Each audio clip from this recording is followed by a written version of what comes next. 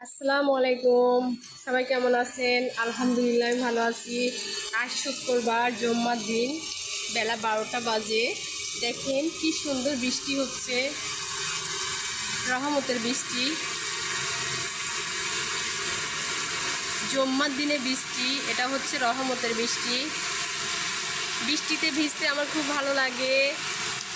দেখুন কি সুন্দর বৃষ্টি, পানি পড়ছে।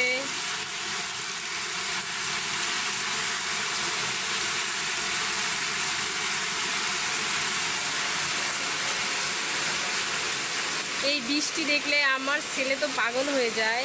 বৃষ্টিতে ভিজতে তাকে জোর করে ধরে রাখা যায় না, তার এত নেশা, বৃষ্টি দেখলে সে ভিজবে।